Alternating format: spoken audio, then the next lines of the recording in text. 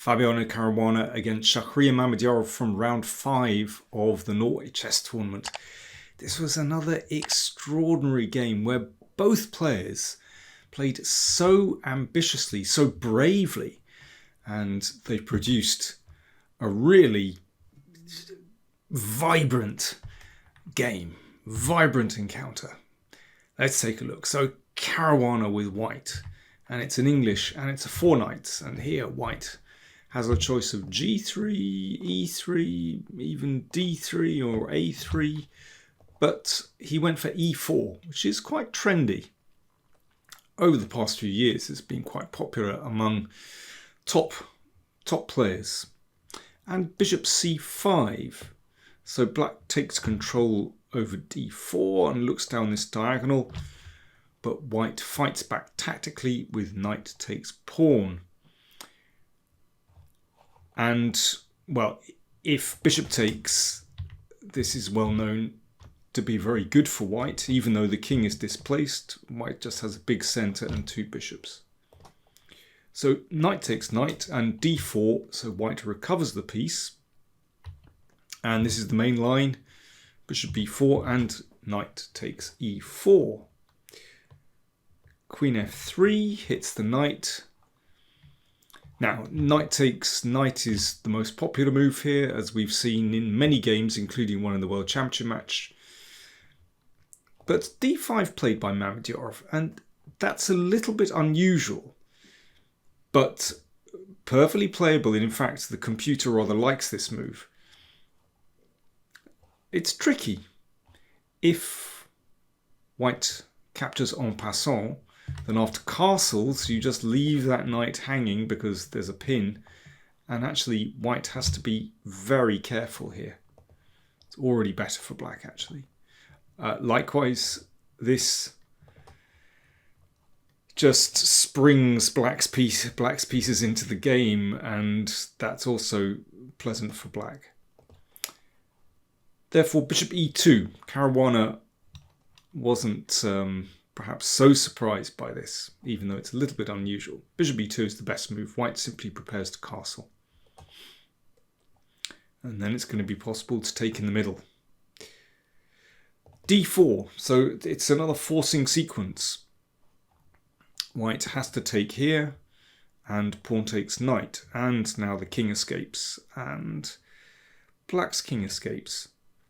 So there have been a few games played from this position, but there are a lot of questions that as yet haven't been answered here. White has a very interesting choice. So here you could, for example, you could play b3. That's ambitious.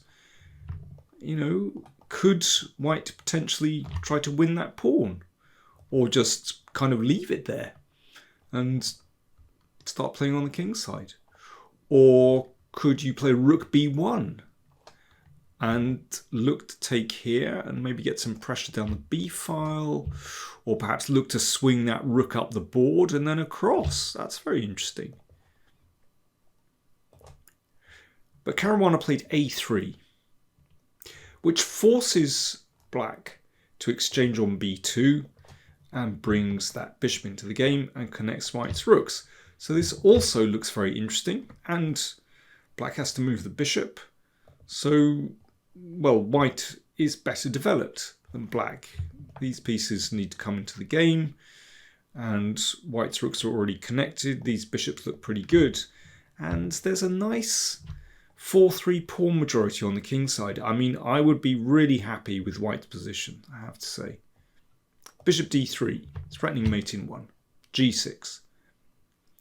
And now a very sharp move from Caruana. e6.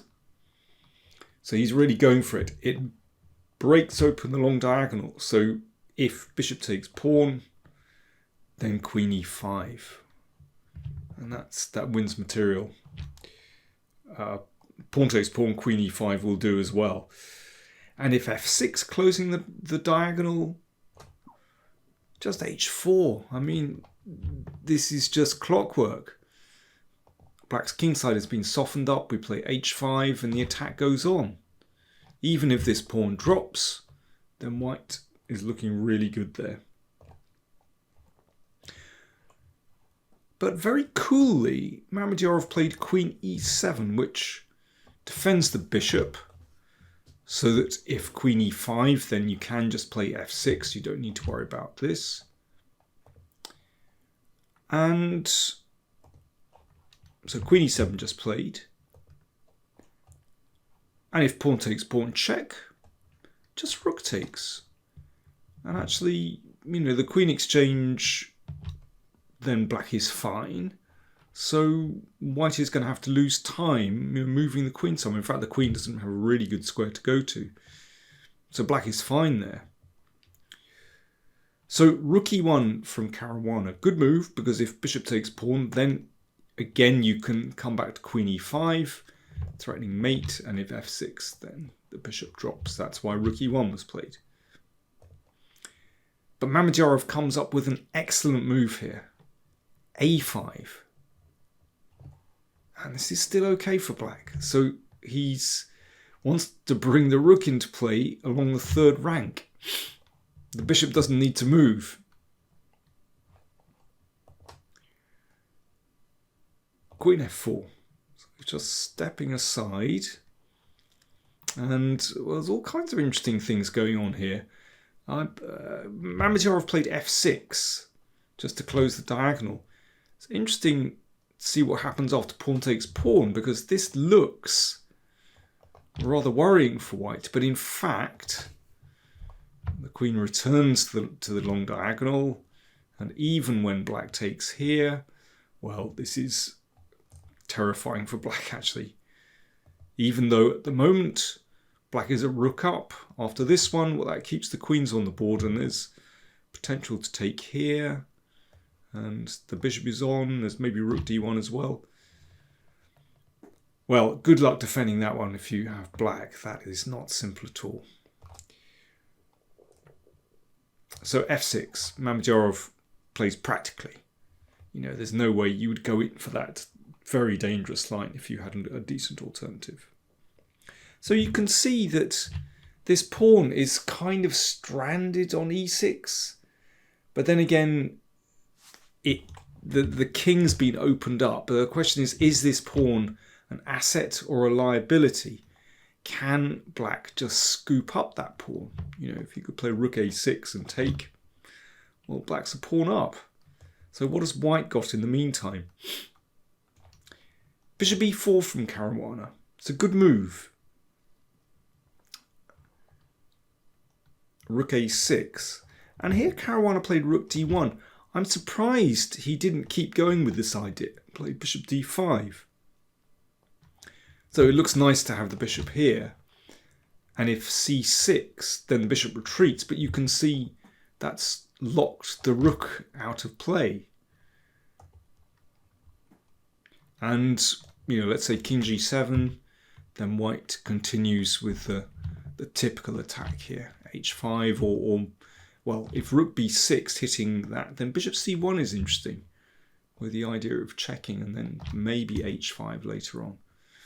Certainly white has excellent chances on the king side, because the king side just looks very soft somehow.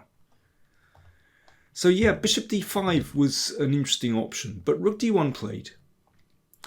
And now rook d6, of course, it's not possible to take here because of the pin. So rook d6, and rook takes rook, bishop takes, and now this queen has quite a choice. h6, h4, c1, these are all possible, and it's still a very, very unclear position. But queen h4 played, c6, slowly. Black is preparing at some point, perhaps to take that pawn. You can see, I mean, c6 is a nice move because it covers d5, but also blocks out the bishop. Caruana plays bishop d3. This is an interesting move, c5. And then the bishop drops to b1, so you can see the bishop wants to pop out here. I mean, if white can maintain that pawn on e6, that looks like pretty decent compensation. In fact, black can take this, and this is actually possible in quite a few lines. And after bishop a2, the pin looks rather annoying, but in fact, black can give the queen and has, well, I think a decent position. I mean, it's not clear to me who's better there, but certainly black isn't worse. Once that bishop anchors itself in the middle of the board, then black, I think, it's absolutely fine. In any case, after c6, bishop d3 played by Caruana. Yes, and take care of moves like this. Watch what happens. c5, and in this case, rook takes, and queen takes, bishop c4. Pinning and winning. So what did Mamedyarov do? Well, he took that pawn at the side of the board. Very sneaky. And very brave. You know, it might be possible to advance that at some point. But actually at the moment, rook e8, black is okay here. Caruana played queen g3, which looks very inviting. Covers the bishop. And you never know, it might be possible to take here, but also there's h4, h5 in the air as well. And this queen is on a pretty good diagonal. Now, question for you. If you had black here, how do you play? Black to play, what are you going to do next? And this next move from Mamedyarov, I think, was very brave. Black has to be careful here. And I suspect that Caruana just looked at this position and thought, well, you know, I've got pretty decent compensation here. You know, black's king is a little bit insecure. Compare the two kings. Caruana's king is very safe. Black's king is a bit airy. I suspect Caruana just thought decent compensation. He has good compensation here. But what would you play as black? Well, Mamedyarov played rook e8, which involved some serious calculation. I mean, I think a safe move, or a seemingly safe move, is queen e7 to block that pawn. Hands up, how many of you played that? But actually, this gives white a chance. You know, that pawn is advancing, and that could be very nasty for the king. If bishop takes pawn, then that's a lovely pin. Exploiting two different pins, which wins material. So queen e7 is just too passive. So Mamedyarov played rook e8. This is a brilliant move. And Caruana took on g6. So this had to be calculated very carefully. Remember, this is now opened up. If queen takes queen, then this endgame is roughly level. And c5. Even though, let me see, what's the score? Oh, it's pawns are level, actually. Should end in a draw. But Mamedyarov wanted more. He played rook takes pawn. Again, this shows incredible bravery and very fine tactical skill. So if rook takes rook, queen c1 and make next move. And if queen takes queen, again, there's a checkmate on the back rank. But you have to calculate bishop d3, check. So that blocks the queen here. And the king went in the corner. Now this is quite scary. You know, black's king is very insecure. Now white is a pawn down. Nevertheless, I think white has pretty decent compensation here. But Mamedyarov went in for it. He obviously thought that he could play for a win here. Queen d6, the queen returns to the centre with tempo because white doesn't want to exchange queens. Queen f3. So now that bishop can move because the rook is protected. Queen e7. Mamedyarov, I think, would very much like to exchange pieces here. bishop f1. And rook e5. Yeah, it's tricky.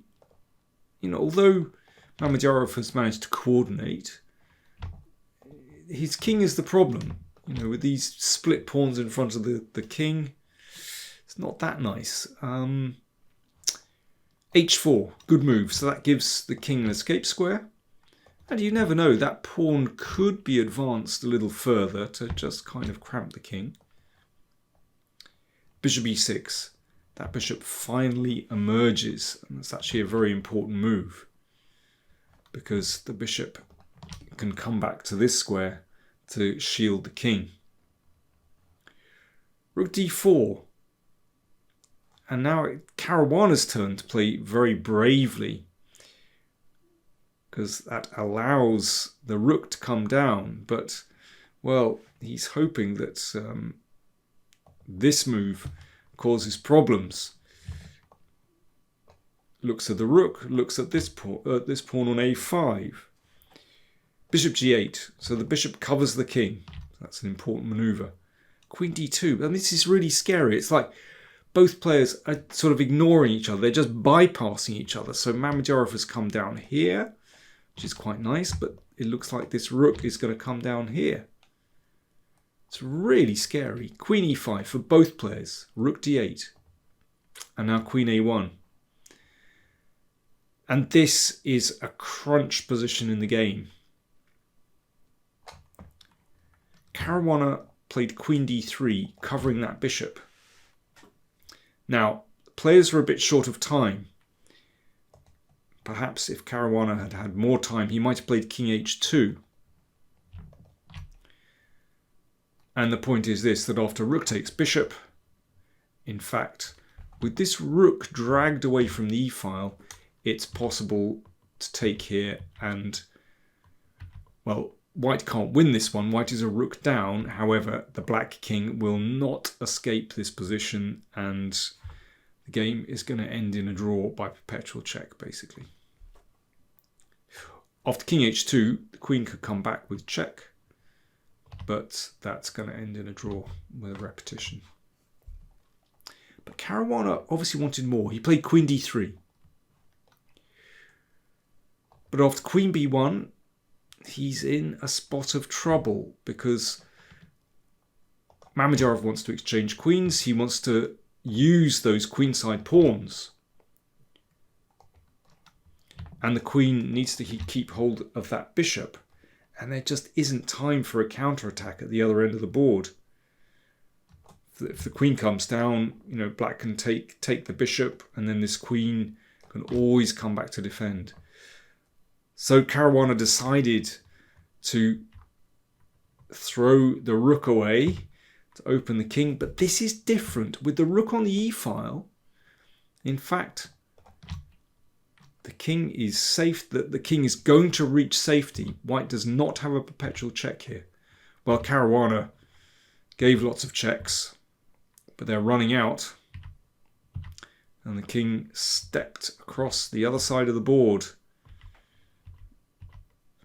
And here, if there's a check, then king c7, and the king is going to bounce up here. The king is safe. So Caruana plays king h2. That's actually possible at this stage to take the bishop, but Mamedyarov played actually in a very practical way. Queen e4. So that queen defends some important squares here, but it also threatens to take the h-pawn, and rook takes bishop is still on the cards. Caruana checked. Queen g3, just queen e5, and that's going to be winning for black. So king g1, but queen d3. So the queen is defending here, but also attacking. Queen f7 check, and king b6. And here Caruana resigned. There really is nothing for white. You can see that the checks have run out. The king is completely safe on b6. And on the next turn, black is going to take the bishop on f1, and then Mamedyarov would be a whole rook up. That's too much. Well, a really exciting game, and it turned in the end on this move, Queen d3. Caruana just lost the plot here, basically. But he would still have been okay if he'd found King h2. But as I said, I think both players were incredibly brave here. Looked to me as though Caruana was doing very nicely with that pawn on e6. But superb defense. In particular, I think this rook e8 is the star move from Mamedyarov. A very brave move, considering he must have realised that bishop g6 was on the cards. And to play that position for a win, that's pretty good going from Mamedyarov. So Caruana, well, he was leading the tournament going into this round. In fact, he's still leading the tournament after 5 rounds, but that has allowed other players to catch up. So Caruana is on 10.5. Nakamura is on 9.5. He beat Ariantari today. So it's all getting very tight indeed at the top. If you want full results, then do check out the Norway Chess website. I'll put the link down in the video description and in the comments as well. Thanks for watching.